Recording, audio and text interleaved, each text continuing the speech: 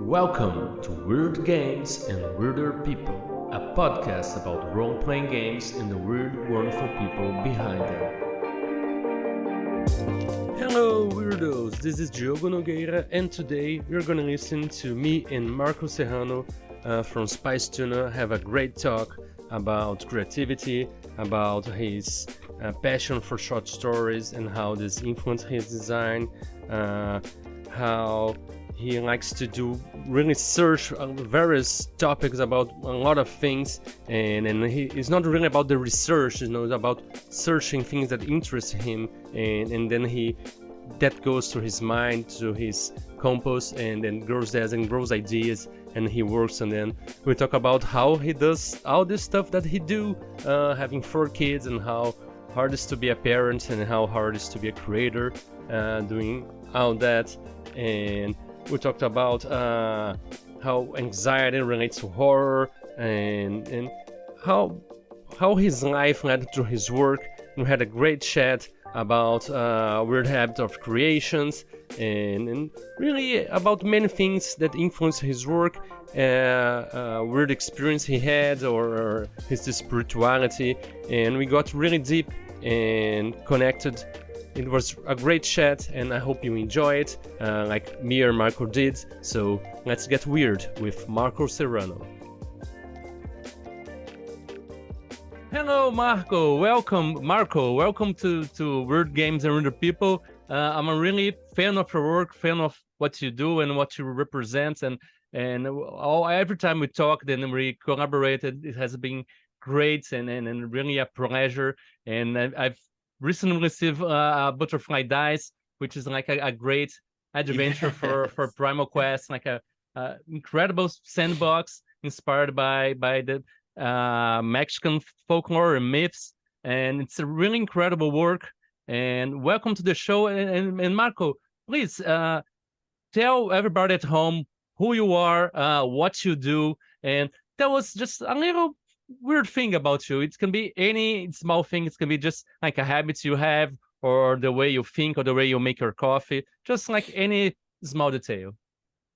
Perfect. Yeah. Well, first of all, thank you so much for having me, and for the kind words too. I'm so ecstatic that you have a Butterfly Dies. Oh man, I'm just very proud of that and very happy that it's out. And to you, the creator of Primal Quest. So my name is Marco Serrano, and I publish tabletop games and modules out of Topeka, Kansas, right here smack dab in a pretty small, city in the Midwest of the U.S. And You're Spicy Tuna too, right? Yeah. Marco Serrano, Spicy Tuna, yeah. Exactly. Where did the name come from? Yeah. The publisher now, Spicy Tuna. So the name, honestly, my brother and I, who's my business partner, we've been in business for about 11 years together. We were just tossing around names, and we just kind of have a goofy type of humor to us, and we just kept getting enamored with the food names. Like our newsletter is called The Guac, and Spicy Tuna is just something that we enjoy. I love sushi, and our last name is Serrano, which is a kind of pepper, and it just kind of had all these kind of integral this kind of like behind the curtain tie-ins to what the name was, and it just kind of who you are, to who it's you a very are. snappy name, so it felt right, and I could envision the logo right away, and it just felt like the most us name that we could kind of choose. So great, yeah. So tell us a little bit about what you do, and then the weird detail about you. Yeah, sure. So I publish modules. I've published a Butterfly Dice for Primal Quest, and I'm publishing my 5th module. Some of them have been really small, 4th or 7th module, sorry, because I have like a few 8-pagers for Mothership, which is kind of where I first branched off from writing a system agnostic module called Constant Downpour based on a Ray Bradbury short story, and it just fit Mothership so well. I kind of got enamored with the project. And then what I'm doing now is I'm actually kind of branching out from being inspired by wonderful creators in the space to actually publish our own games. And so we're releasing our first game in November called Greenhorns. And yeah, something besides tabletop, I'm a father of four. I just had a baby this Wow, year who's 3 months old. I had a awesome! baby last year Congratulations. who's 18 months old.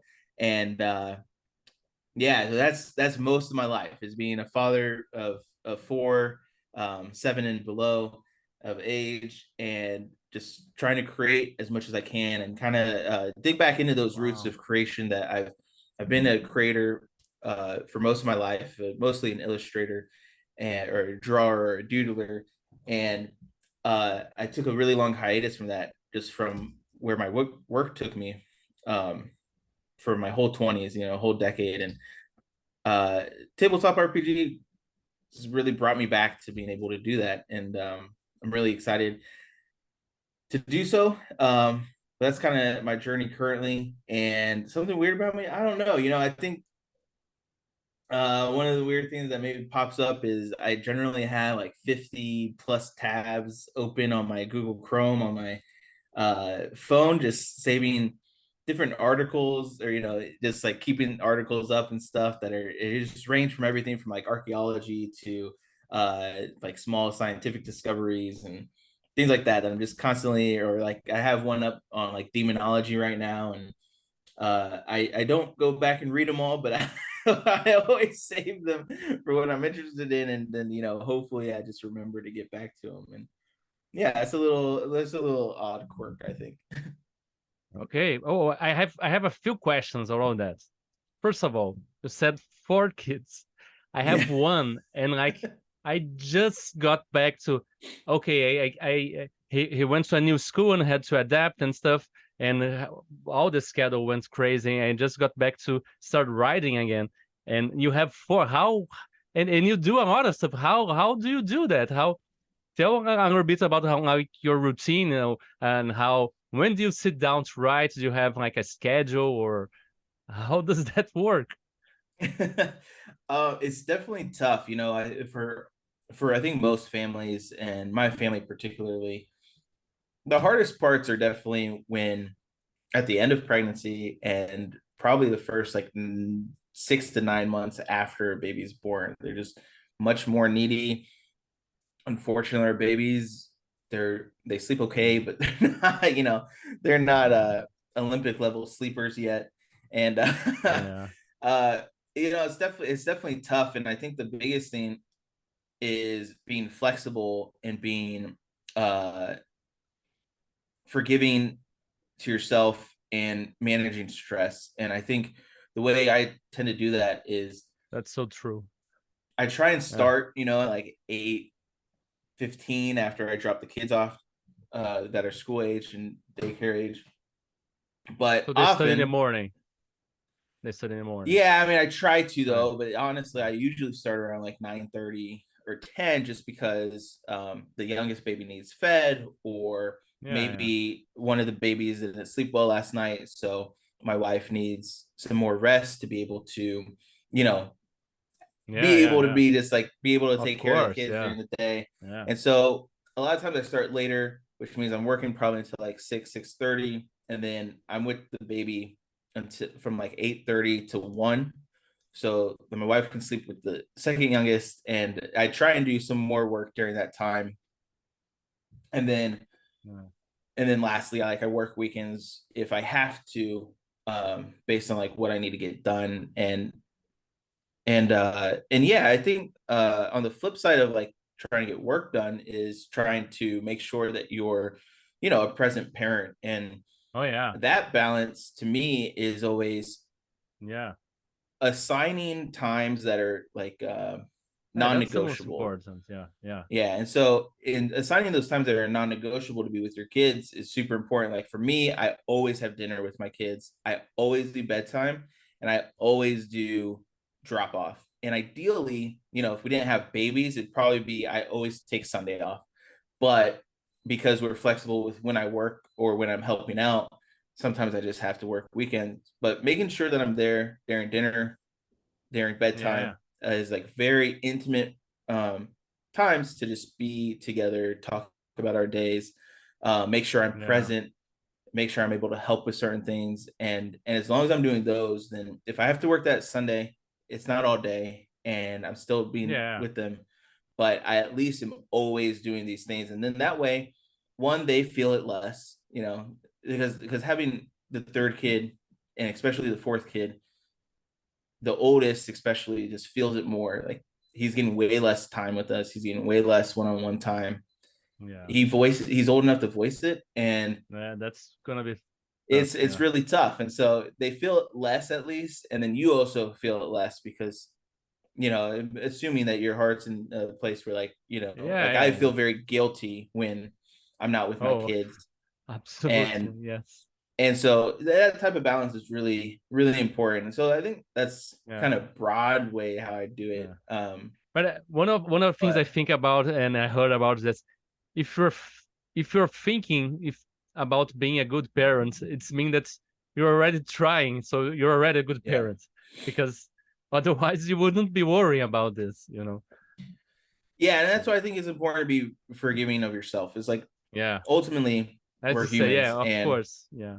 you know, I I'm not perfect. A lot of times when I'm with the kids from, like this morning Oh yeah. from 8 to 10, I'm not like I'm exhausted. So I'm not Yeah, fully there with them. sometimes, I'm yeah, not yeah. fully We engaged. try, like, but I So mean, yeah, the, the importance, like, you do your best. Sometimes your best is not 100%.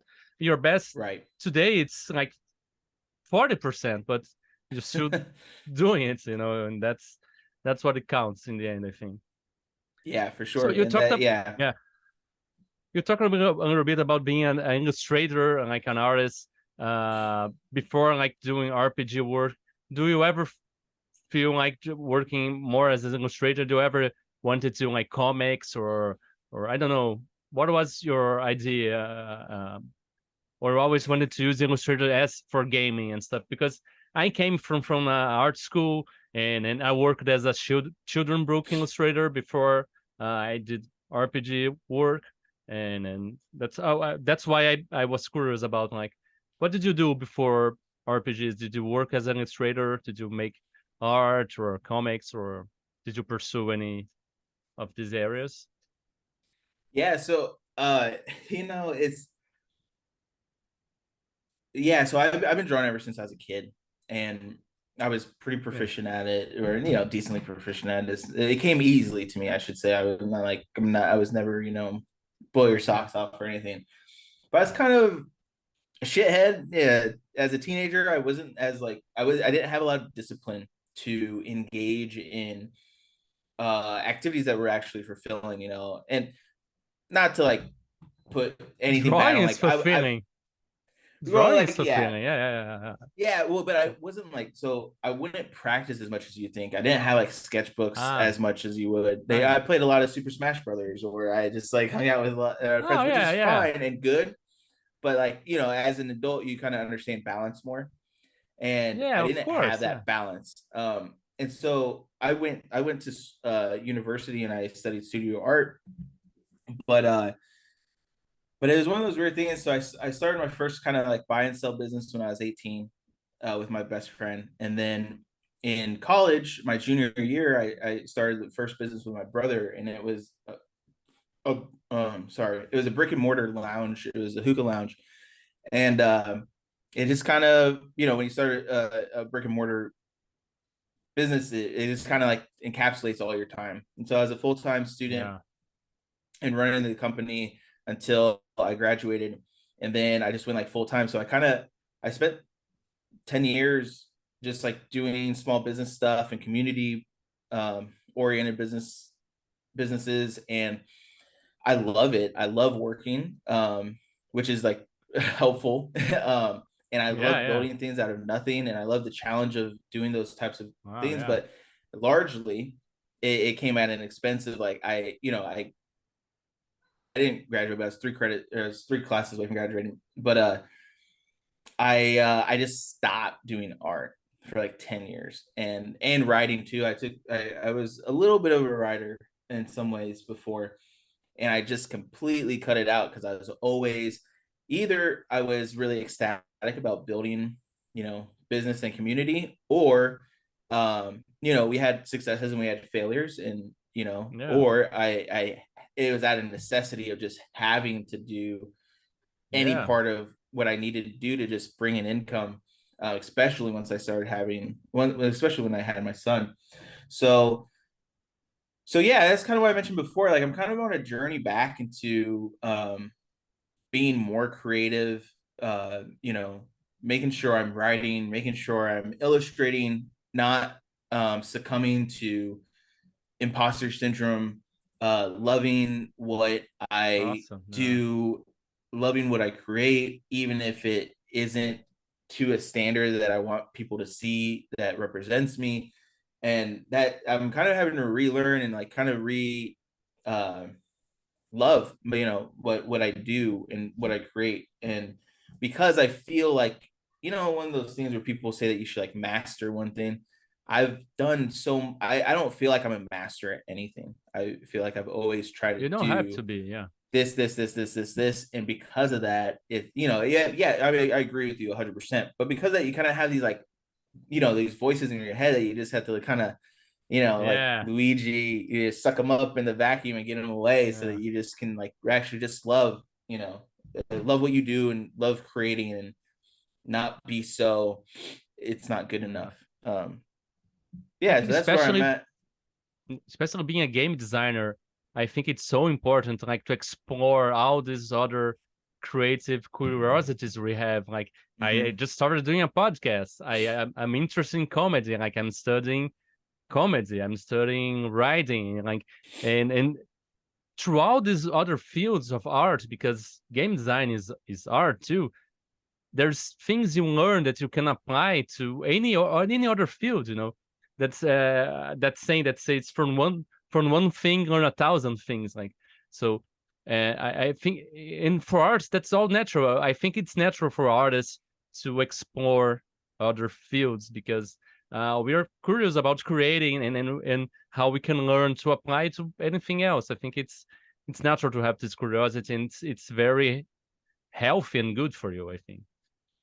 Yeah, I think you nailed it on the head. I agree too. I think that exploring those avenues, and even a lot of people look at like business practices, like operations and marketing, that's very stale.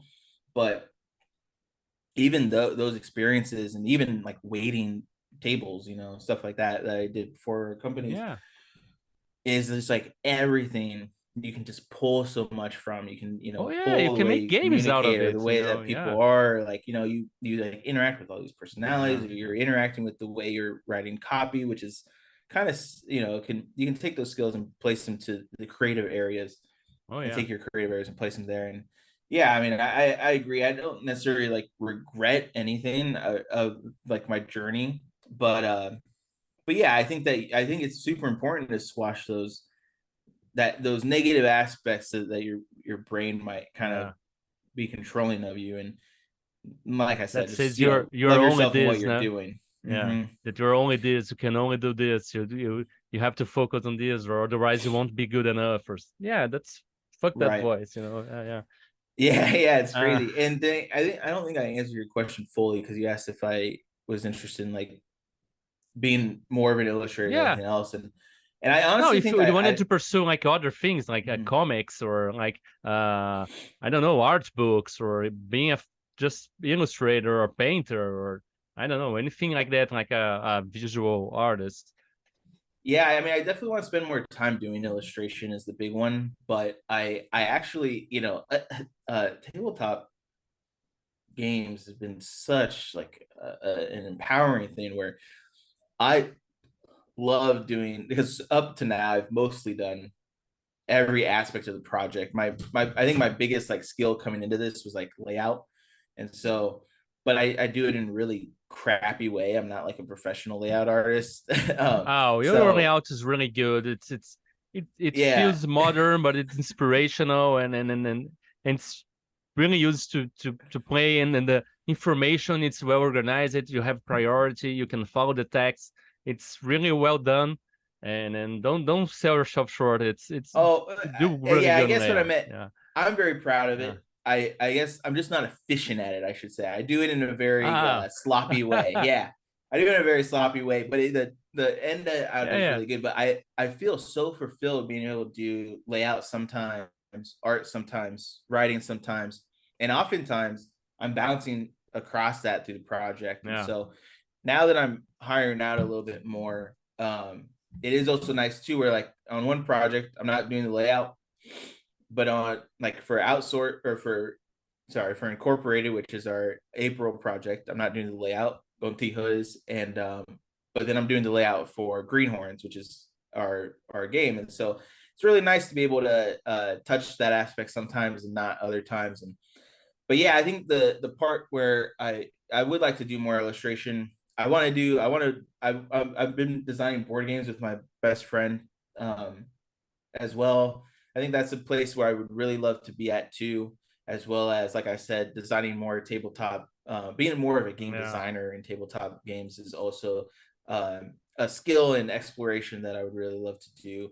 And between those things, I think that's pretty much it. You know, I've always had an affinity for comics. I always wanted to do some comics, but I think realistically for time, it might stay to. I do like some one page comics sometimes that are really fun, and I think it might just stay Yeah. to that, which is totally fine and very fulfilling still. So, Yeah. but yeah, Awesome. Awesome. Uh, Marco, what would you say? How would you define weird, and why are you interested in, and why do you pursue that in your work and in your life? Like, where, how do you define the weird things you're interested in? that's a pretty interesting question. I don't know if I I mean, it's very actively personal. define There's weird. no Yeah, right or I wrong answer. Yeah. yeah, like weird to me is kind of unexpected. I think mostly, and so I definitely try and write. You know, there's like two guiding principles that I have when I'm writing, which is, you know, it is, are there unexpected pieces, and is it fun, you know, to play, you know. So, you know, like having bolos as part of a loadout is fun. You know, like you're Hmm. throwing something and capturing, you know, people in these Yeah. like, you know, the string that ultimately they can just like untie. But it's like a very, you know, there's like, you know, that's fun compared to 40 feet of rope, which is also is mechanically important, but it's Yeah. not as fun. And like weird is, yeah, you know, just is something surprising, and or Yeah, like a unexpected. And frog that repeats the same word for like 30 minutes. So yeah. players can use that kind of weird stuff and like in so many creative ways. Like I love like just small little weird things that you think, who, why the hell anyone would want this? And I love how players just figure out a way like to use this weird stuff, right? Yeah, yeah. So where I like gather weird is I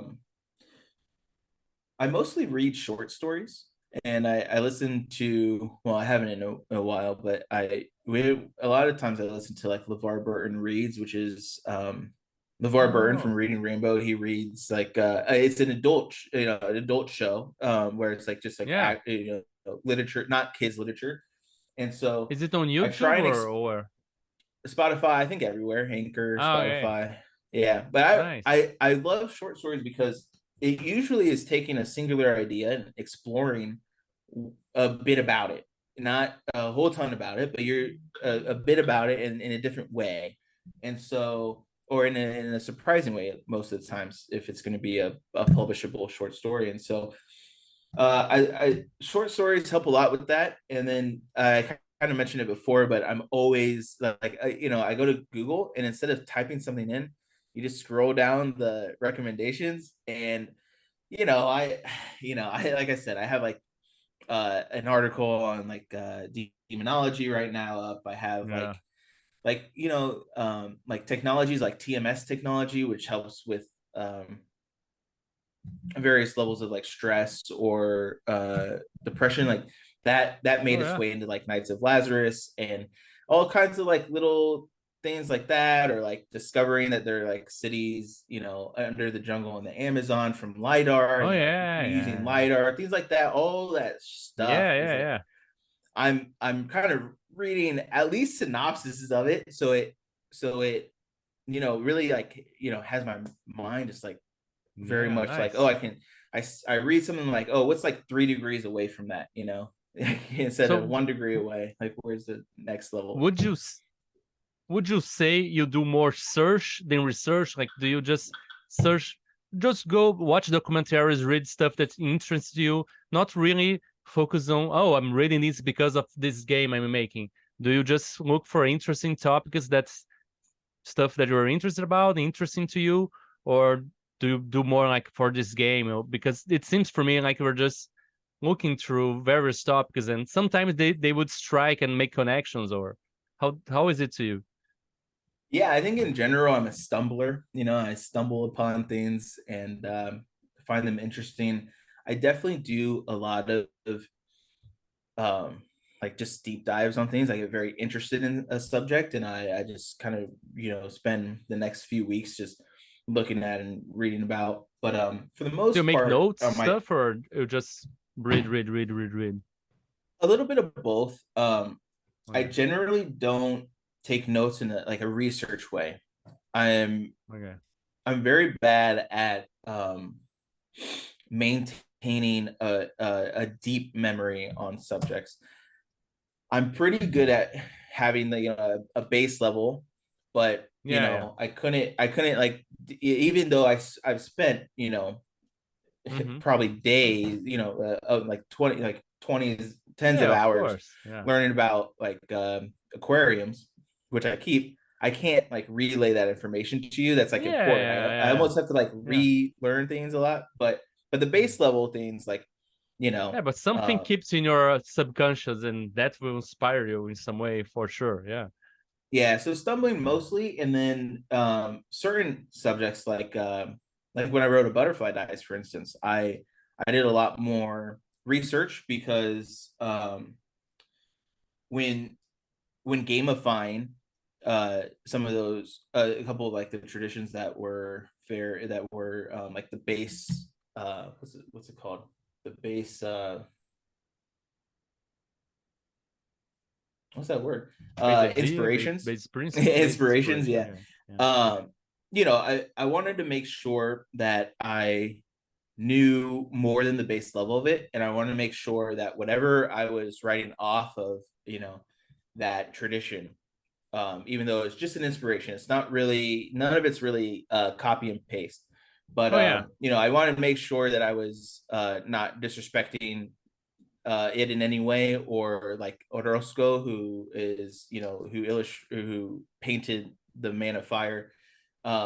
Yeah, I don't want to like disrespect that piece, or like his philosophies were really important to me, and help guide the book as well, and just being like, using it more than just like a single touchstone, but being like, okay, so like Orozco's Man of Fire basically makes an appearance in the book, but what else Yeah. about Orozco and that mural can kind of, what other pieces and aspects of that spectrum can I also have a Explore. little Yeah. string to, and have that whole like little web happening. So that I did a little more. It just depends on what I'm writing, but generally it's a little bit more loosey goosey. It's not like a direct Yeah. Yeah. inspiration from certain things, so I don't You have try to to take be the as spirits of careful. that Yeah, and like shape it to your needs for that story, but still trying to respect it. And you still, right. I see, like in the book, you still reference to it, and it invites people to take a look at it and learn more about it. And I think that's very respectful and very constructive for people. Oh, I like this. Can how can I learn more about this culture, this myth, this story? I think that's very productive. Uh, Yeah, I you was happy mentioned to like do short, that. yeah. No, go ahead. Sorry, you were. I was just gonna say, I was happy to do it that way, and yeah, I hope sure as hell people kind of look into it more. I feel like nobody I've ever known has known who Orozco is, for instance. So, Yeah, um, yeah. but that whole mural, the Mexican mural movement, muralist movement is such like an incredible piece of history that yeah, I think it's very inspiring in a lot of ways and very like holy shit in other ways. And yeah, I hope people look into it a little more just for Yeah. just to know. Yeah, I think it's a great work, and it's even a service, I think, for the community and for the hobby, because games, inevitable or not, are a way for us to learn a little bit more about the world, and like they construct these models that expand our views of the universe, and as you expose them to other cultures and arts, and I think help people grow. I think that's very good. Uh, Talking about short stories. There is like a citation, something I heard from Neil Gaiman that says like short stories are like the final chapter of a novel, you know, as you're trying to write, and like just think of that. Like, so you have this situation that gets to a climax and gets like resolved in like a small space and explore this topic. And it's something really cool to explore, especially for RPGs, because they seem like a short adventure in some ways. Uh, do you have a favorite short story or any short story specifically that inspired some of your games? Like you said about anyone, but do you think any others that you like very much would inspire any kind of game or adventure or anything like this? Yeah, that's another good question. I think the short story that sticks with me the most, so I might say is my favorite, is called The Paper Menagerie by Ken Liu. And oh man, I don't know. I've listened to it many times. I've read it a couple times, and it's just a really big tearjerker. And it's I don't think it inspires gameplay too much, except for it's almost like a pseudo magical story where um I believe so the narrator, the main character is a half Chinese um American boy, and his mom is, I'm pretty sure it was like a mail order bride of some sort, and he just felt an extreme amount of embarrassment for how she was so different. And she, but she was like very close and loving, and she would make uh origami for him to play with because they were poor. And so he has, like this tiger and all these pieces, and they kind of have personalities, and they like, it's like it's written as if his imagination was real a lot of the times. And she ends up passing, and he kind of just he just learns about all the hardships that she had gone through to be everything she could be, and how she tried to hold on to that relationship where he didn't appreciate it when he was younger or when he could. And oh man, it's such a beautiful story. And there are some other ones. Ted Chiang is I love Ted Chiang. He wrote a story of our lives, which was adapted into the film. Geez. It's I'm the one taking where they're notes. like the aliens are hovering around Earth and they're like communicating. They're trying to figure out each other's languages. It's like I'm gonna look it up real quick It was a because recent one. It was a recent like six one. years ago. Oh, I think I know what it is. I was really curious about this film. Was with Jennifer Lawrence, right? Or no?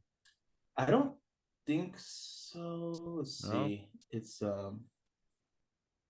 Yeah, I like I said, I'm awful at remembering yeah. details. It's like a I'll crazy I'll thing. look into it and try Arrival. to, because are there like these sheep that look like this giant I don't know, really thin ships? I don't know, that comes from space. It's called Arrival, if you've heard of it. Arrival. Hmm. Arrival. Yeah, and oh Okay. well, so Yeah, I that. think that's the one. I Mhm. think that's the one. I will look into Yeah, it, but it's like yeah. such I don't know, that the idea is so interesting because Yeah. and Ted Chiang writes a lot of like hard science short stories. So one of the most impressive things about Story of Our Lives is it's very like true to linguistics, and like the way that they're trying not to give away too much of their language when discussing with the aliens, and then the way they're discussing back and trying to break down what things could be, writing down patterns and all this. Like, it's such an interesting premise to be like, they're just there, you know. And it's just like there's a That could comic be a that's great really game. similar. Like two players, like a player versus players. They have a message, you have a message, and you're trying to decipher their message, you're trying to decipher yours, but you're just trying to dispense as little information as possible for each other. That could be a really fun game too, right? Yeah, and I think it is like that one's like very like sparking into like game design, and it's really similar to a comic called Trees, where Trees is kind of like War of the Worlds, but you see these giant alien pillars are just there, and they're just daunting, and they don't do anything for like decades, and you're just like, life kind of goes on as normal, but then they activate, you kind of forget it's it's weird, there, right? Like, it's like, you imagine living in this space that's just normal, but there's like these giant obelisks that you have no idea what they're going to do or if they're going to do anything. It's kind of like the Eye of Sauron just being there, and around you, and you're like, well, I hope it doesn't do anything. So that type of stuff is like, so I read a lot of comics too, and they just explore these crazy ideas, like the Manhattan Projects comics from Image is, what if the Manhattan Projects was a cover up for even deeper, crazier, more experimental projects that were going on. And so there's all this like crazy stuff that Oppenheimer is doing, or the actual space stuff that they're doing, aliens and things like that. And I think all of it's just so interesting. Those are just some examples, I guess, that are just like, kind of pull some ideas, and like retro video games too. Like I really wanted to do like a Dig Dug inspired game soon, where the central city is underground, and but as you like explore the dungeon, it can be revealed in a certain way, like a Dig Dug level, is. So like you see like the main things, but you don't see things in between, where problems might be or treasures might be, but you don't know what's between there and there. And I think there's this very interesting mechanics that can be derived from, I think you mentioned this a number of times, but just derived from other places of art or other stories that just be like, how do you mechanize that, or how does that look like when you're just inventing everything at the table? Very nice. Marco, what would you say is the weirdest thing about your games, or the things you created, your models? Like, if you could say, oh, if you want to know a little bit my weird stuff in my games, take a look of this thing in this module, or this game, or this adventure. Or just one of them. I mean, it's hard to choose between our kids. I know, right? But I mean, honestly, the weirdest thing that I've made is our upcoming game. But something that's published is probably, I participated in the Lo-Fi Jam that Mothership put on in their Discord. And the whole idea is that you're making something that is an in-world artifact. And so one of them that I made is called Spicy Tuna Stories 34. And it's an in-world zine. This person makes Spicy Tuna Stories. And it has these like, space horror kind of like scratchy style illustrations. And there's like a few words. It's like mercenary poetry. And then the next half of that is these one-page comics that I mentioned before, which is called I think it's like Tales of the Laughing Sphinx Co. And the Laughing Sphinx Co. is my in-world space debris custodian company.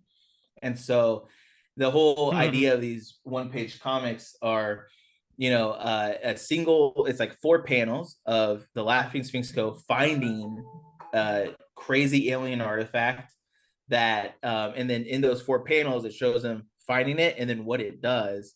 And they're kind of, some of them are a little bit more kind of normal, and some of them are just like really weird. So, but yeah, I think that's like a really weird way to be like, it's Yeah, almost like a story hook in a comic, and then the mercenary poetry has like lidar maps that are, gameable, but very nice. relayed in Yeah, a weird way. Kind of like how unconfirmed contact reports is. How they like yeah, display those space horrors. It's like a third party account of this map. It's a third party account of like yeah. this It's a artifact. game So artifact that's it's part of the world, so you can touch and feel, and you can immerse yourself. But it also inspires you into adventures and to other things, and inform gameplay in some way. Very mhm. nice. Yeah. And then it's not just like it's weird in many levels, so that's excellent. Excellent choice. Marco, what would be the weirdest game you ever played, or weirdest adventure or like gaming experience you ever had? It can be tabletop or video game or like anything. Hmm. Do you have a favorite one? It can be or like anyone or just a recent one. Yeah, it's a good question. I guess a recent one, just because it's maybe a little bit more on top of my head. I just played our module uh, outsourced on Tony plus plus one XP's channel, and Yeah, excellent. Yeah. it was so fun. We had a I few gotta of have Tony my here too. buddies play, and Reese Carter, who writes for Mothership and works develops the game. He lives in Australia, and then my buddy Chris Aru is an American living in France, and Christian Sorrell ran it for us. But we split the party, and it was just the funkiest. Like it was just a very unexpected way that things went that I had never experienced in playtesting or there's like riots happening, and then like some of us were behind the lines and like just being able to do kind of whatever we wanted, and it was just so much like kind of giddy fun, just like cracking up, just things that are happening, and it was a lot of fun to play through, and Well, especially something that send I had yeah, I'll played look and for the never link to ran. that or send me the link to that. We can put in show notes for people to Yeah, I'll send experience it to this with you you. too. Yeah, I'll send it to you. And yeah, it's one of the most recent ones since I had my baby. I haven't really gotten to play too much otherwise. Wow. But yeah, Completely it's a shame. understand, yeah. Yeah, it'll catch up. But yeah, I'm excited. I have Yeah. some games I'm planning to be playing soon, and but yeah, it just I don't know. I feel like every time I get to the table, even when I'm a player, because I play test some other people's games too. Just it's so Yeah. great. I don't know. Just the craziest stuff Yeah. happens, and Yeah, every that's time. the fun part, right? I think that's what attracts us most about RPGs, like how every time you play, even like the same adventure, like if it's a for me at least, if it's a good adventure, like every time you play, it's, it's gonna it's gonna go down differently. Things will Yeah, not happen the same way they did before. I think that's one of my favorite things of this hobby. There's this adventure that I always jam for people that getting to know DCC, which like Doom of Savage Kings from Harley Stroh, and like every time, like it's everything is different. The adventures, it's not that too complex, but it's kind of sandboxing in a way that you can explore different paths, and it's so good the way people assume some things about the setting that makes sense because of the way it's presented and exploring so many yeah. different ways. So yeah. Hello, weirdos. This is Diogo Nogueira, and I'm back with a word from our sponsors. Me. I just released a new game called Cosmosaurus, in which you play a dinosaur space ranger who protects the galaxy from evil threats such as slime bankers, undead pirates, and Cosmosaurus from a void dimension.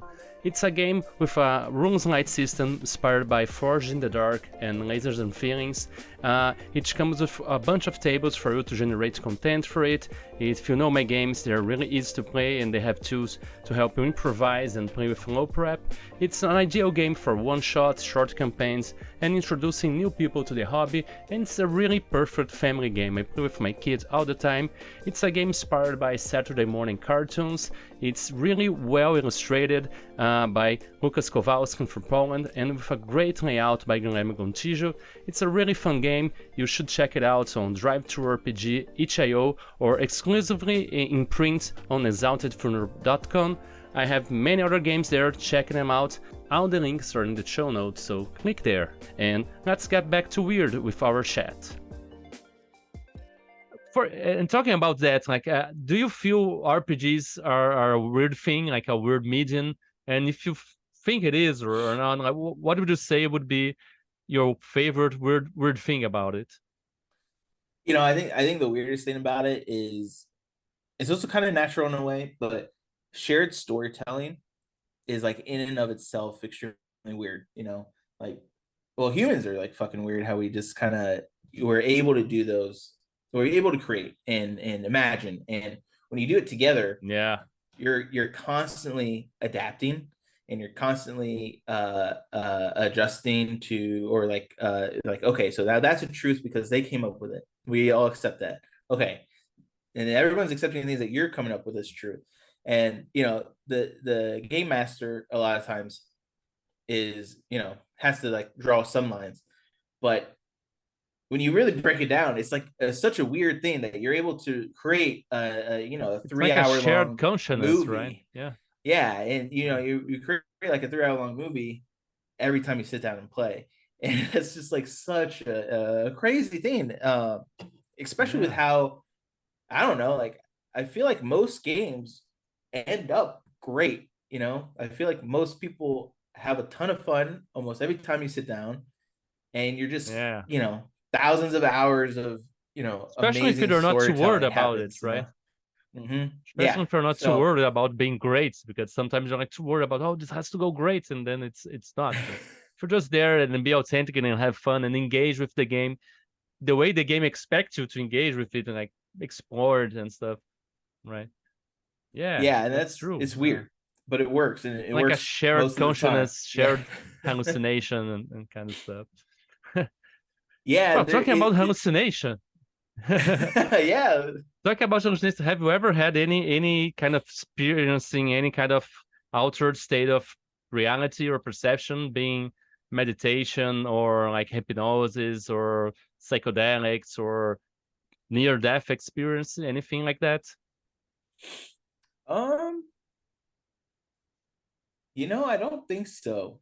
I think the worst it gets is I still often Or dreams, like do you dream a lot? Like do you have a lot of dreams and you can remember them and explore them in some way? Or yeah, I actually don't remember my dreams most of the time. I think the most it gets uh is when you're sleep deprived, for whatever reason, and you're trying to do things, whether it's working or writing or just still existing. I don't know, I feel like I have a level of like paranoia or anxiety that happens in those states, and there's it makes you think of like really weird things, whether it's like horror film type stuff, or I don't know, you just I think in those states of like anxiety and it's like dark and everything, you just kind of have these really weird kind of yeah, your untruths mind that, takes over, right? Yeah, yeah, they're like untruths that you like think are kind of happening. You just kind of get like I get more freaked out, and yeah, I feel like the world is more alive than it is, I guess in a way. There's more happening I that's like out see. of your Yeah. control. But nothing too extraordinary, I would say. Can can you talk any can you share with us any episodes like or talk a little bit of your anxiety? How do you feel that, and how is that triggered for you? How do you deal with anxiety?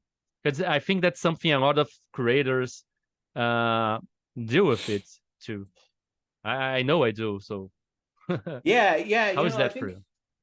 I think overall it's fairly mild, luckily. But I think the worst of it for me has to do with like imposter syndrome, and feeling Yeah. like it's very hard to feel like, well, it was. I'm doing much better with it for sure. I've published quite a bit at this point, but it very it much like was hard to imagine that I belong. Like there's these giants that existed before me. I started playing when like 5e came out, so very like new. I'm like, and then You've I done wasn't so able to play much a lot. already, you know. Yeah, well, but I wasn't Yeah. able to play a lot, and so by the Yeah. time I kind of got into creating, I just felt like I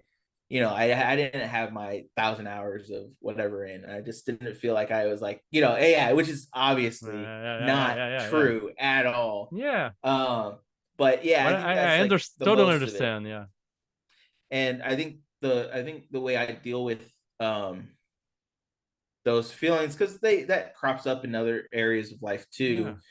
I think the way absolutely. I deal with that mostly is just I guess just like taking time, just Yeah, like taking time, and you look at your stuff, and you just like I'm really big on focusing on positive things. So you look at yeah, yourself and you're like, I'm freaking proud of that. Like this is like yeah, such a yeah, such an interesting character, or that's a fun sentence, or that's like like this is actually like objectively decent, good enough, yeah, and doing that in instead of, which is tough to do sometimes, but instead of kind of feeling overwhelmed or blanketed by those, like like these guys are better, these guys have oh ennys or yeah, whatever, like no, it's like, yeah, what, this is actually just like, hold on, like let me just read what I have. Okay, like that's a good thing, mm, that's a good thing. And there are people who will like that. And I think a lot of people in the space especially talk about like creating for yourself, and people kind of gravitate yeah, towards that more than creating for what you think is what people want, because yeah, it doesn't feel as good to you when you do that either, and it yeah. doesn't come off as It's so strong as you're tiresome. It's doing so, what. Yeah. yeah. It takes so much for you, like trying to make something for someone else always, you know. And Yeah. to be honest, I think even people that have like tons of annies, like I think they have self doubt too, and I sure I know why I have it a lot, and always to always I have been learning to about self love and stuff and acceptance, and there's also a shitting a shitting thing that I do, that I have like this archive of people saying nice things about my work. Uh, so they someone says something cool, I just take a screenshot, I cut it and I save it into my folder, and sometimes like I feeling like it's not worth it, I should stop, you know, and I just take a look at something like that, and sometimes, you know, of course, the people that love this always, you know, share a bit about love, about what you do and what we have done. Yeah, I've just wanted to say that you're not alone in this. I mean, and your work is fantastic. Like in so little time, you made so much. I mean, I've played since I was a kid. I just started making stuff in like 2016. You know, like in so short amount of time, you've made so much, and you do it in a way that's it's so well done, and so, you know, I know that you feel like it's disorganized, and I mean, I know I am too. Like it's I do layout and stuff, and people have all these, you know, rules and this procedure. They have these formats and templates, and they always do very orderly. And I'm not like that. I don't know. That's what you meant. So as you said this, uh, but I mean, yeah, I'm with you on this. You know. Yeah, I mean, yeah, I think it's tough, and I agree with you. I mean, I think one thing that's nice about the space is like the giants. They're all so approachable, and they're also relatable. Like you said, I mean, Yeah. everybody I know in the space who I've looked at as like, holy crud, like you do amazing things, or like whatever, they've expressed they're just open about Yeah. feeling like shit Yeah. Yeah. sometimes, or like whatever. And it's 100% true. that everyone's not alone. And like I said, well, one, I appreciate I what think you said. for me it helps, Yeah. kind of seeing this and seeing people sharing about how they feel and see. So I know I'm not the only one. So thank you for sharing your Yeah. vulnerability and being brave to talk about it here with Yeah, me those and then feelings with like objectively don't make sense. Like they're yeah, stupid feelings. And so, but yeah. we all Our suffer from minds them. are Or jerks. Yeah, yeah. Yeah. That's such a good way to put it. Yeah, you yeah. just have to Because combat it and it do it has in whatever way everything possible. to make us happy. They can produce dopamine. They can produce anything to make us happy, but they refuse. And they like starting us. Go exercise to be happy.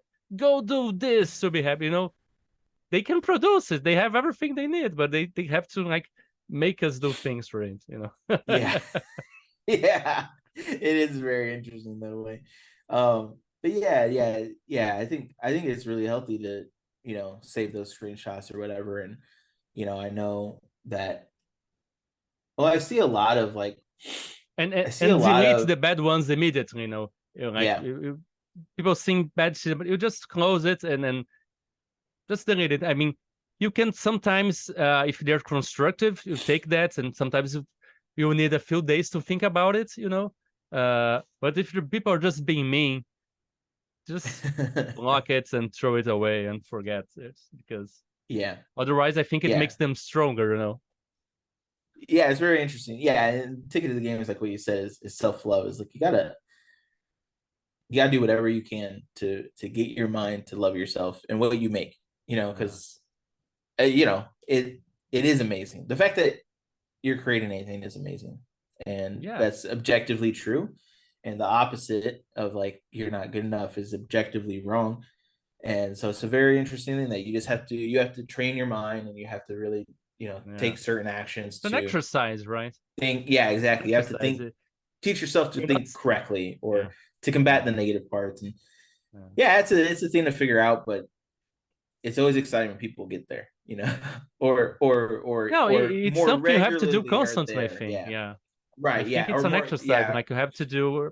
It's not something you learn. Oh, I learned this today, and like next year, I will not go through this. If I stop doing, if I stop taking care of this side, like it's like a muscle. It to grow weak and we start doubting ourselves again. So, uh, I think I'm trying to learn that. So I'm trying to put that in my mind, because I know if I don't do this, I'll go through all these stages of like burnout and not being able to create and feeling good about doing this too, right? Right. Yeah. It's Marco, constant. uh, yeah, talking about a little bit of paranormal like experience and stuff. Do you believe in anything like metaphysical or like are you religious? Are you spiritual? Or anything like this? So the paranormal stuff. I don't know. I would say I don't know. I'm not a disbeliever in kind of I this would say crazy stuff or agnostic, like like you're just aliens or yeah, yeah. And then I'm definitely Christian, but I'm like not okay, denominational, I would say. And so I I try and practice that through like the values a little bit more than like the practices. Like I mentioned to you before that I went to Catholic school through eighth grade. Then I went to public school, and then I actually ended up choosing to go to a Catholic college because I wanted to reconnect with that. And they required different religious classes, which was one of the best things for me in my journey for that, and helped me land where I am, which is essentially like in almost some ways, like I think this God is like extremely necessary to our experience in some way. But I also think that God just exists in two people in whatever way God wants to. So there's no like correct only single way, and there are biblical scriptures to back that up.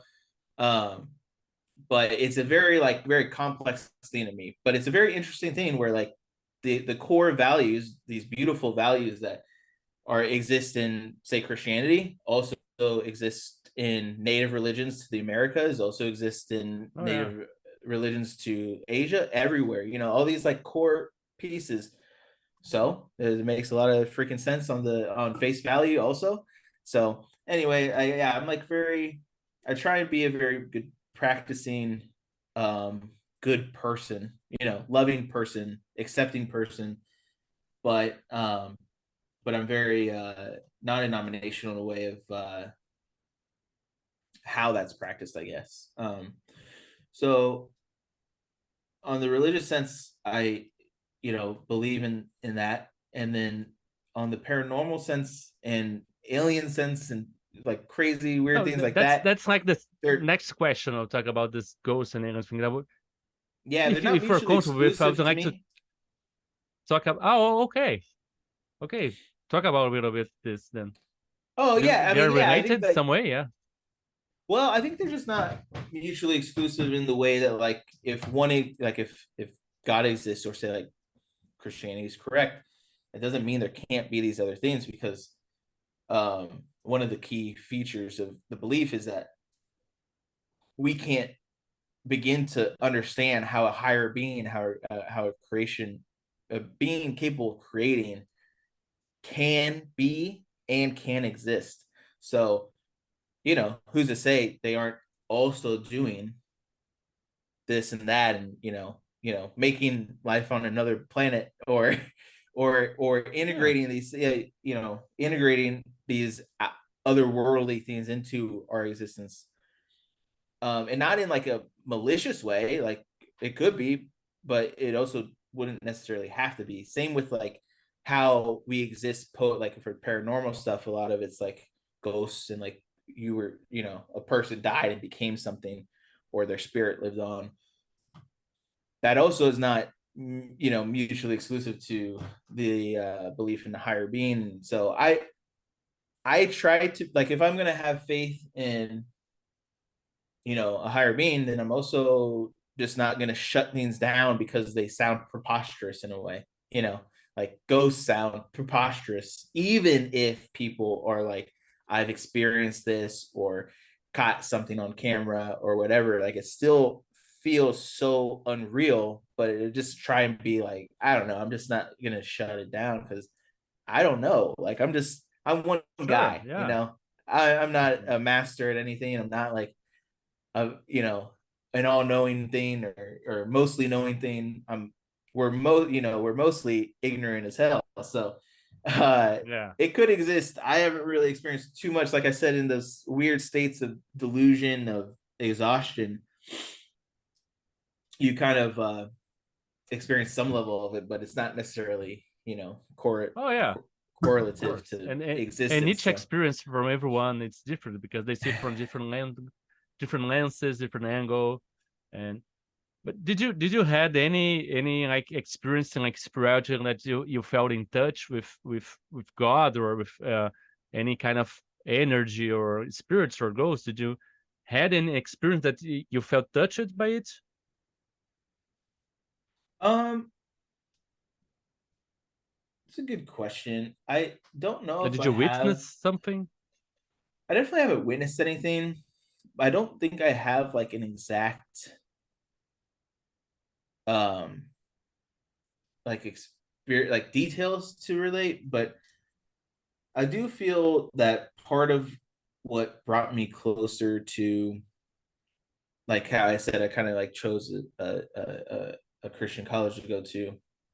Part of what drew me to that is, I think, individual experiences of like maybe perseverance, or something happened in my family and it was really tough, and just like kind of changed like my view of like my perspective of what was like really like how like strong my family was or something. And so that, like, the feeling of, not to like take away from, because like objection, I can kind of like back and like, you know humans are really capable of overcoming things by themselves, but I think those types of moments, a lot of times,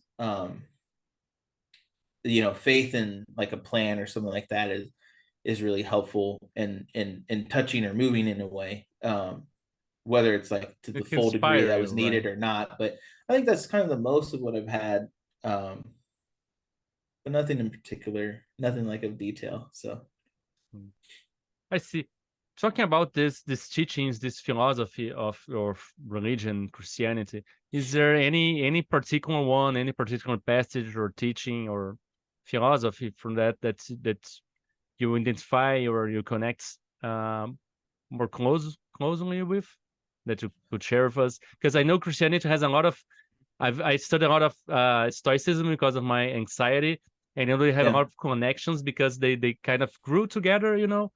When Christianity was being born, Rome was like stoicism were really influential in Rome, and I know it Christianity took a lot from it because they're really very useful teachings about being good and being a good person and being responsible and being and living well, I would say. So, do you have any kind of this kind of teaching that it helps you or you identify with, you connect more closely? yeah. I think as simple as it is, I think like love thy neighbor is extremely powerful to me. And also, I think what I see a lot and throughout the history of humanity and what's very natural and just like psychological experiments have proven, humans develop certain levels of like us versus them mentalities. And it's one of the most, it leads to some of the most egregious things that we do to each other. It's some of the most toxic, behaviors and beliefs on like the smallest to the most extreme levels. And there's, I took a study in the Old Testament class, and there's a whole meta narrative that sticks with me from the Old Testament, which is, you know, God wants to relay his knowledge to the people and to everybody. That, hey, this is how like being good is and how fulfilling is. And the way the meta narrative of the Old Testament is, and I could be completely wrong, but this is what I learned. Uh, the meta narrative is God chose the Israelites to be a beacon of that, to be the people who are the role models essentially. And the whole narrative of the Old Testament is a continuation of the Israelite people failing God and not being what he asked. For instance, and it's very satirical. For instance, Solomon, the wisest of the wise, uh, is written very, very satirically in like ancient Hebrew, where God tells him, "Do not build this temple. Do not do these things. That is not what showing the people how to be is." And he's like, he does it anyway. He does all these stupid things, even though he's the wisest person. And ultimately, they're like punished to be brought back and etc. And that's what happens a lot. And so at the end of it, through Amos, like a few prophets, Jeremiah and Amos, God tries to communicate to them, hey, like if you guys can't be the role models, then I will exist. I need to exist in your children or to your children, to the children of your slaves, meaning non-Israelites, and etc. So that I can kind of, because humans are flawed and I need more than what you're able to do. And so they end up failing essentially. And through those prophets, we kind of know that they kind of exist. But the idea is this: it's like it's not like to like bag on the Israelites, but the idea is that like humans are flawed in general, and there's a certain level of understanding that comes from that.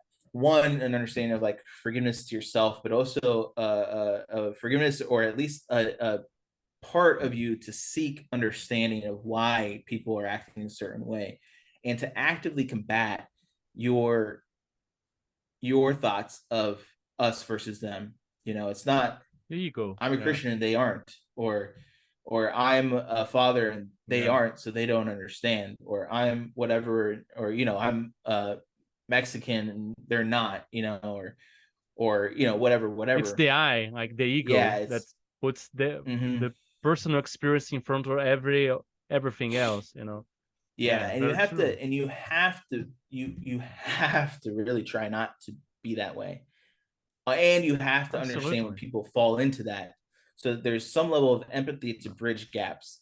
And I Yeah. thought that learning that meta narrative was such an eye opening thing for me, and such a like, because people talk in a way of like reverence towards specific chapters or passages, where when you look at the entire narrative is like, they were also flawed. They, God's people were flawed, and God had to pivot.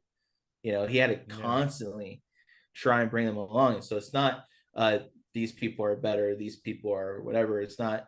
It's that we're all in this together. We're all humans. We're all flawed. We're all Flawed. figuring Yeah. things out. We all suffer from We different are doing things. our best, even Yeah, because we all can see the whole truth, but we're all doing our best with what we have. So we have to be more forgiving of ourselves and of others, because we think those people are wrong and they're doing that against us, but they usually don't wake up and say, "Oh, today I'm gonna screw up Marco today. Today I'm gonna give trouble to someone else, to Bob or to someone else. They're just trying to do their best, and then sometimes we have to stop and just be able to bridge this gap. Oh, I'm doing this because of this. I'm doing my best. I'm working with my why are these? Why this is important? Have to admit that other people can have different experience for self. And all I know, it's like this, and like this, and you're not like that.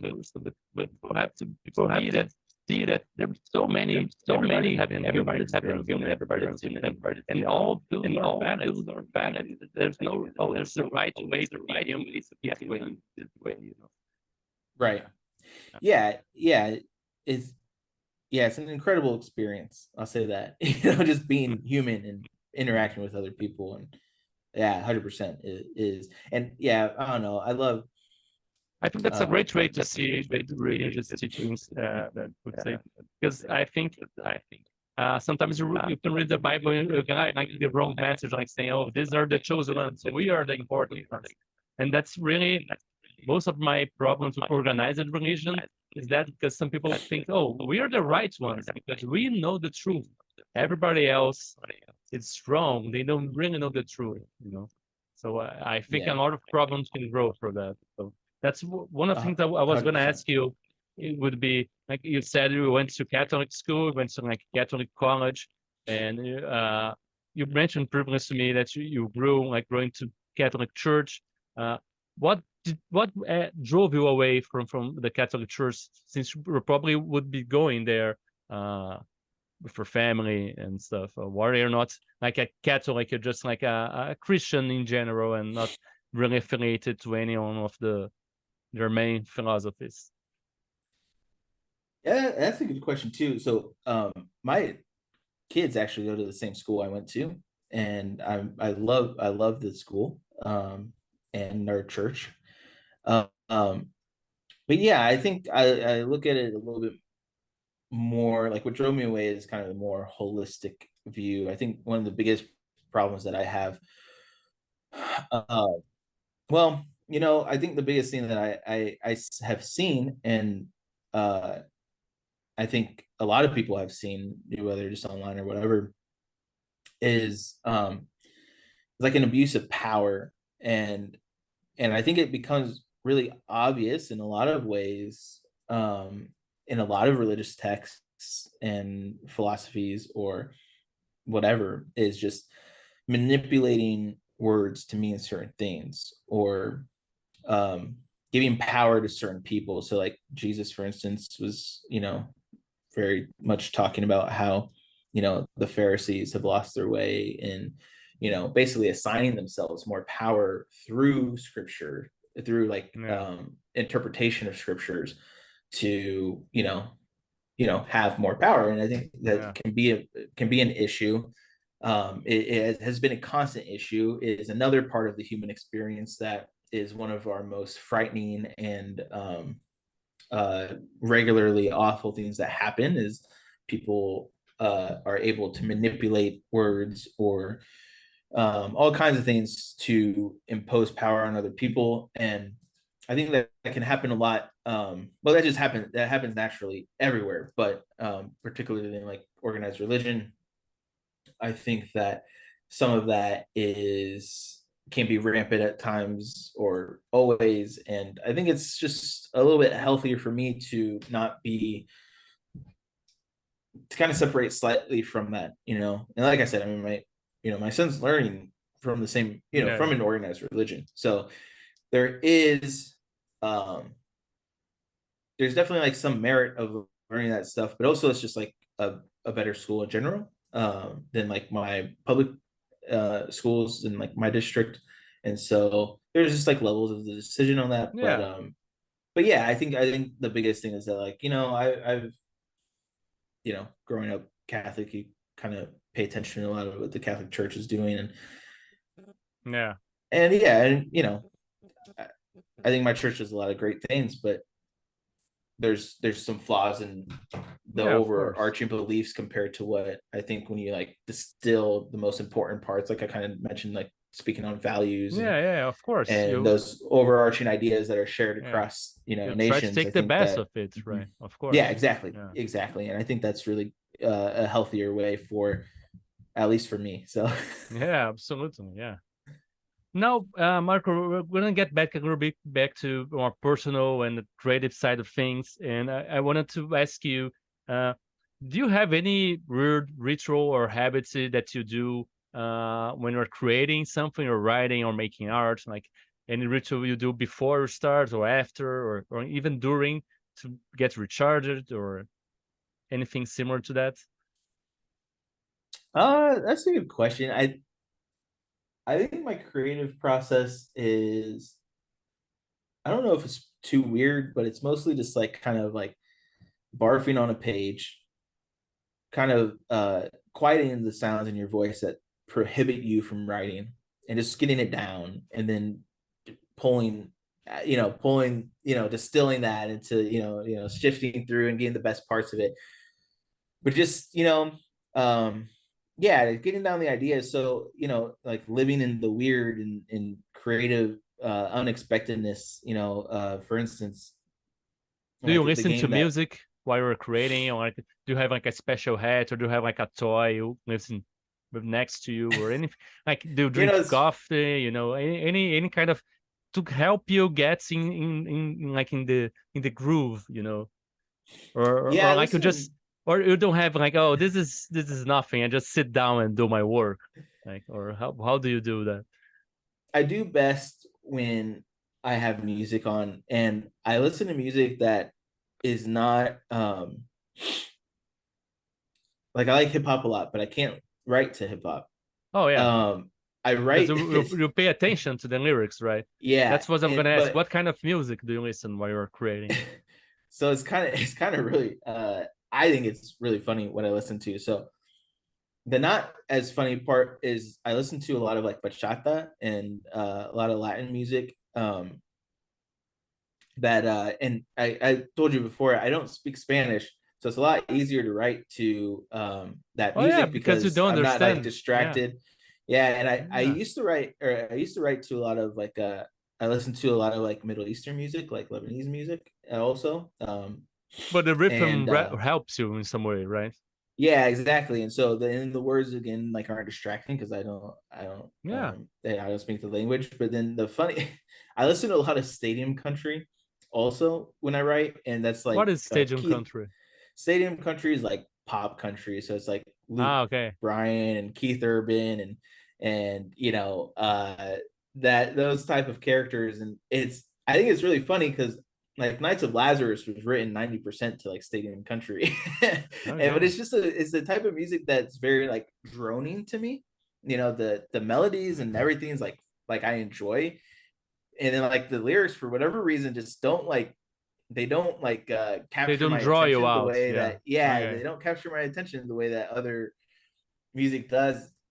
So it's just kind of funny though, because it's the complete opposite of what I'm writing. I'm writing like mech suits and like space horror and like alien artifacts and things like that. And I'm listening to this like just like the weirdest like whatever American But country talks about. So yeah, but I think it kind of ends being another kind of silence that that draws the word away and just helps you focus on the thing, right?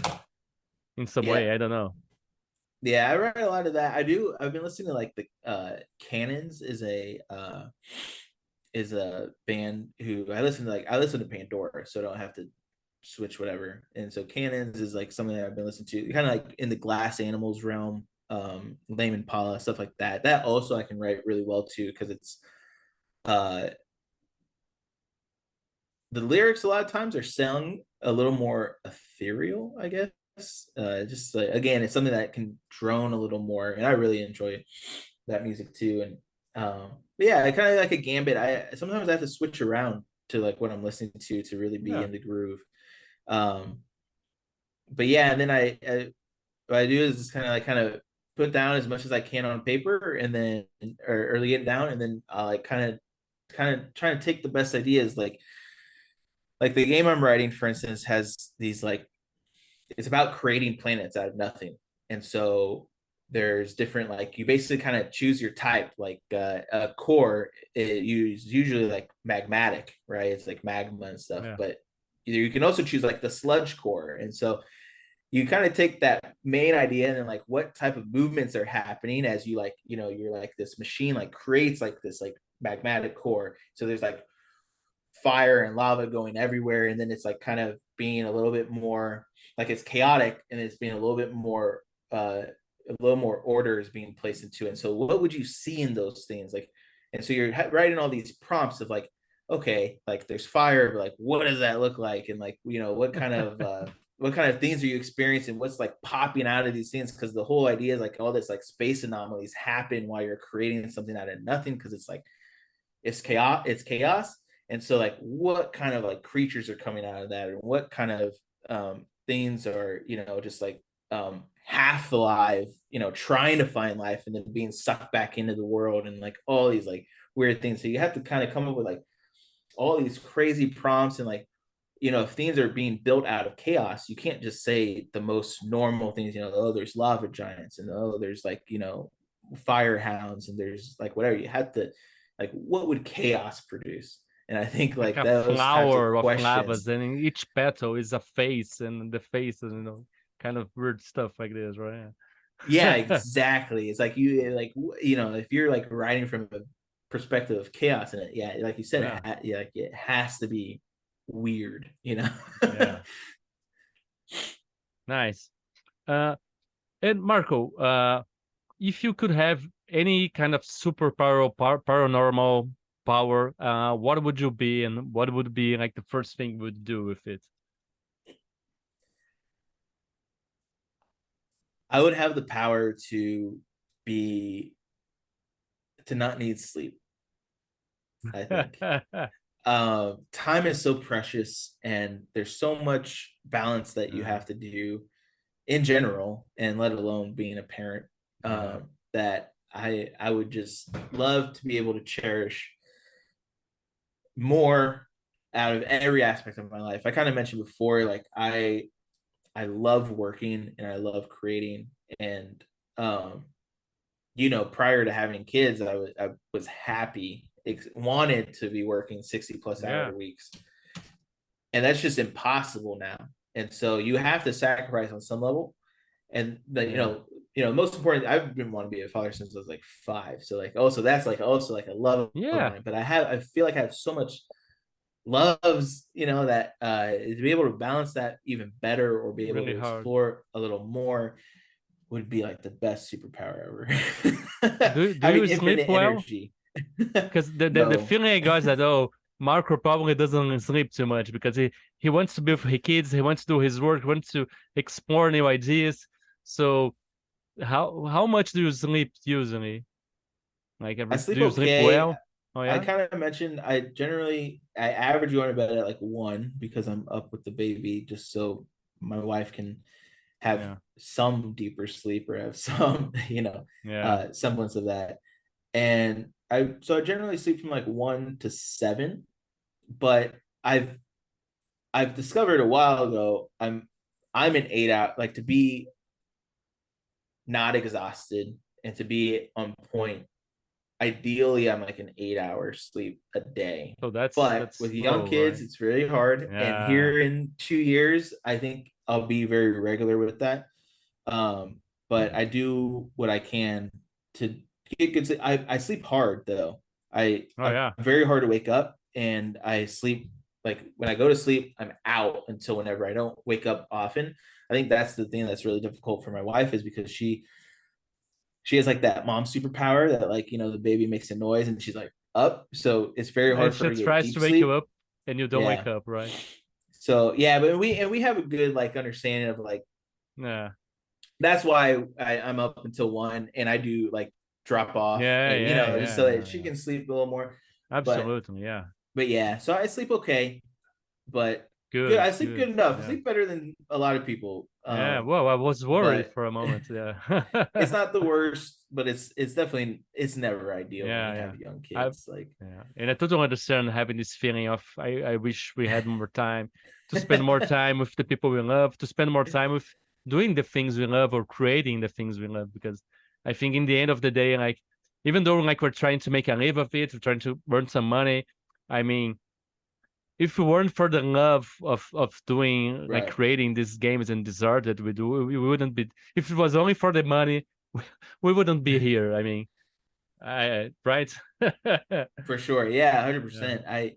Yeah, and it's a good thing to remember too, because, like, I'm just Oh like a yeah. lot of humans, where, like, I get sucked up in, like, wasting my time on YouTube shorts or too much social media scrolling or whatever. And it's just a good reminder that when you gather discipline around balance of things, then you are able to spend more time with your kids, and you are able to spend more time with Yeah.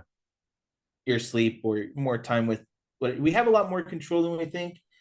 I Everyone, it's really Well, difficult, yeah, yeah. but The companies are trying their best to take the time away from us. Like they have like focus groups how to design a more addictive experience on Facebook yeah, or Instagram. They're trying to suck our time away from us. That's true. Like it's really an exercise, and you have to really train yourself to pull away from those things. So it's really not easy. yeah, I use that language too. Like, especially, I'm very lucky. My wife and I, we talk, and we challenge ourselves, and we're, a lot of times when I'm like, hey, like, my shortcomings are I'm too addicted to, these, like, short form entertainment that, like, Yeah. isn't I'm not just using it on a break. I'm just doing it too much. Yeah. Or when I should Sometimes be with my kids, we gotta I'm on my hyper phone focus on sometimes. something, yeah. Yeah, and it's just not the way my I want to be. And so, recentering and combating that is important, and I'm far from perfect. And um teaching that to our kids too, it's like very important because yeah. they're growing in this era that's everything it's immediate consumable, like Netflix, you push the button, this happens. So I have to say Yeah, like all the time to my kids, Pablo, the life is not Netflix. You can push a button and things happen. Things take some time. You have to work for things. So we have to really, especially being a father, we have to really be careful with this, right? And this immediatism and being like able to slow down, right? right. Yeah, it's a tough thing to figure out, and for sure. But I also am, like, a very humans are so capable type of thing. Like, we might even have shortcomings. You might not be perfect all the time, but we can do it. The kids can do it. We can't do it with the kids. All that. And so it's an interesting little balance thing, but Yeah. it's a good one to be conscious of, and it's a good one to hold yourself accountable to. Is, like, what I'm mostly trying to do, Yeah. and apologize for. Like, I apologize to my kids Oh yeah. all the time when I'm like, hey, I was really disassociated. I'm sorry. I Yeah. ignored you a little bit, Yeah. and I'm sorry for Yeah. that, and I'm gonna be better the rest of the day, or I'm gonna be better tomorrow. That type of stuff, I think, Yeah. is really important and healing, even. And and and helps you. showing your kids that you're flawed too, like Yeah. because sometimes your kid will do something bad. My kid always blames himself a lot. He'll do something bad and he'll start blaming. So, oh, I'm the worst kid, and say, no, we're not. Like I always apologize to him and see, like, dad makes mistake too. I'm feel bad too. Sometimes I feel like just for feeling, and I think that's very, very, very good to do. Yeah. Yeah, I agree. So Marco, last question. No, before we go, I wanted to ask you to talk a little bit about your game that you're going to release in November too. But like, really, the last question, like a personal thing, is that Sure. what weird thing, weird fantastical thing that's not true, of course, that or you wish was real. Oh.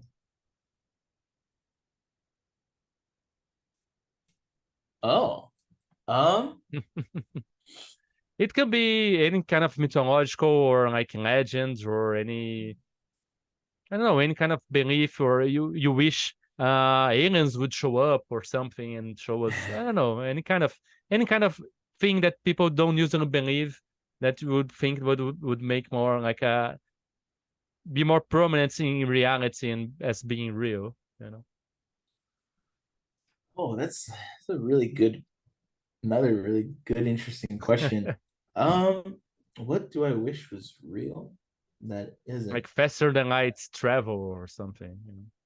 Oh, that's a pretty good one. Yeah, the first thing I was thinking of was, and partially, I just I've been listening to your podcast, and so I think it might have been Don Stroud brought up like you guys were talking about games, but how like if a fountain exists somewhere, like how that changes everything. I think like Oh yeah. a series of, if these things existed that kind of gave you just little boosts in a way, like it's like these like types of like artifacts or destinations that like leveled you up in a way, and maybe even temporarily. Maybe it's like you visit the shrine to get energy for the week or something to like maybe you get super speed so you can go visit things for a little bit or whatever. Like that would be a very interesting addition to life, is to just be able to like feel these But surges or like would they learn have any something kind of like side effects or no? Because this sounds like drugs. Like this exists. Like drugs change you in some way. You know, like I don't know. But yeah, yeah, they have side maybe effects they're and stuff. one-time uses. Yeah, Oh actually the yeah. first thing I thought of was like But I mean, a fountain of wisdom would be fantastic. Like, would drink and it would be more like, you have more empathy or like more social intelligence. You'll be like a wiser. But that would be fantastic. yeah, the know? first downside I thought of kind of related to what we've been talking about, which is like I think one of the most important parts of the human experience is overcoming things and like and putting in the work to achieve something. And so Yeah. if you're able to just get these cheat codes and whatever, it's like Yeah. there are studies that show that like that type of stuff is not good for you. Yeah. So that would be maybe a drawback. So maybe it's like a one-time use thing, or maybe it's like a something like that. I don't know. There'd have to be some type of a balance to not like you said, just be too addicting or whatever. It can't become like the Ready Player One where everyone has like just this VR because it's easier. You can't just hang Yeah. out by the fountain because it's easier. There definitely have to be some balance, or it'd be Yeah. pretty A sad. journey. Yeah. Yeah. Of course. Well, and Marco, you're talking about releasing your first like full game yourself, and it's gonna be on Kickstarter like in a couple of months. You said, or November, Yeah, in and November we're gonna release the first game. Yeah, so that was a big part of my like imposter syndrome, was I felt very capable of writing.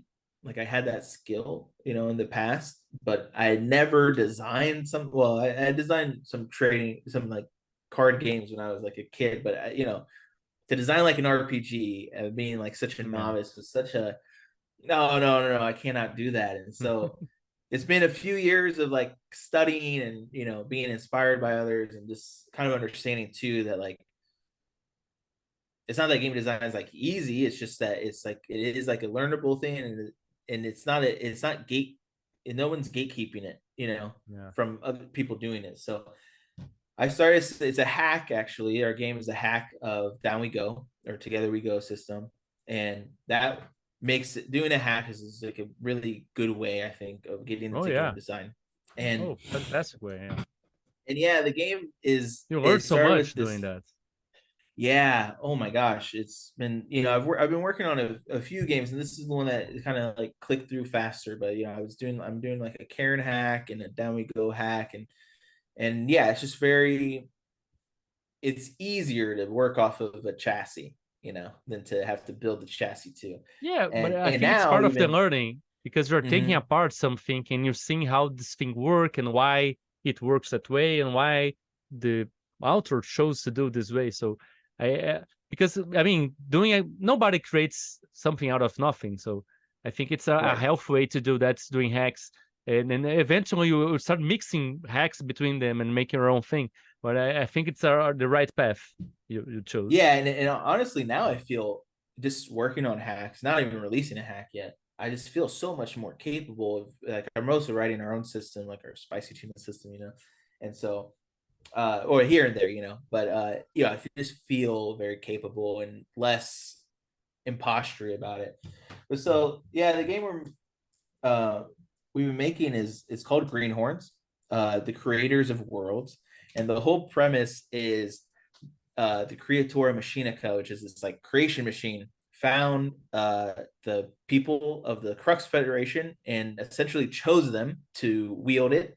And so it's like so satirical, where like the Crux Federation is like they crown themselves like almighty, and it's their duty to fill the void of space and to create like they need to do this for other people. They need to bring life into the world, and so but it's super dangerous, it's super chaotic when you're creating something out of nothing. So that's why it's called Greenhorns. Is there's very little veterans who create these Oh, planets. So you're playing Greenhorns, very newly uh, released from the academy to build these creators. Yeah. planets. And so like I said, you kind of choose options like what kind of core are you making, or what kind of crust are you making, and how big is the planet. So how many levels are you creating? And basically, when you choose to create, the sludge core, it creates somewhat of like a dungeon, and you have to travel through every area of that dungeon to calm the chaos. And Oh, so the weird part about it is what's nice about that is you don't always have to, you don't always fight the boss. The boss is okay. there, but you're traveling through, and it still feels like the whole goal is not to feel like railroady. It's not, oh, you have to go and calm it a certain way. It's it actually be actually is like a world that you're involved with. So as you're calming it, you find like your treasure is kind of like these like artifacts that you might find. And so it might just be a shell or something, but those artifacts have like the history of the world etched into it, because the history of the world's happening rapidly. And basically Okay. if Yeah. something passes out of that time vortex, that's like like the evolution is going so fast, that's when like an anomaly might interact with you, like a potential enemy might interact with you, or like an npc just comes out of nowhere, where like the Oh, planet's okay. still having developing. By the end of it, one pillar of Down We Go is like shared storytelling. And so you're when you make the planet, you have these artifacts. Then you actually, this is really similar to Cave of the People, your module for Primal Quest, is you collectively share or describe what this artifact is like told about the world, like what happened with it, what what Okay. what was its past, what were like some of the creation myths that happened on this planet, what were some of the end happenings, like what was the some technological advancement that they came up with that was so unique, or what was what were they like when they were um intelligent but didn't have any technology. Like these are the types of things that you can tell about this planet, and that provides value to like the treasure that you've gotten. And Oh, nice. so there's all this, there's a few levels to it. But it all plays like Down We Go is so streamlined. But yeah, the idea is just all this chaos happening, and what would happen if you're creating something out of nothing, and all these anomalies that Wow. take you out, or that you have to, ally with, even like all kinds of crazy things can happen. So Wow, sounds really cool and sounds really. I'm like watching this master class on game design by Will Wright, which is the creator of The Sims, SimCity, and oh, Spore. cool. And the way we're talking about is and how the creation and things are trying to calm down and shape it sounds really a lot the way he talks about game designing. And not you're saying you don't have to fight the boss, like you don't create this goal, this end state. You just create this world and these tools, and let the players discover their own agendas and objectives, and rewards themselves, and doing things and impacting the game in their own way. So that's really good way of thinking and making game design. And I'm really curious to see how do you use the system from Down You Go to do this kind of stuff. I'm excited to I think the Ash Can version will be out. I'm aiming for like the 15th of October. So just like the Nice. playable version, it won't have like the shore leave part, but it will just being able to play through a dungeon like a one shot will be available really soon. And like I said, just the mechanic. So Down We Go. You're basically glass cannons. You have these abilities that work automatically and are very powerful, or can be, or like very like drive the story, or like it just rewards your creativity, like how you implement it. And so, but you're really easy to take out. So it's very much like a resource management game in a way, where you I have see. Yeah.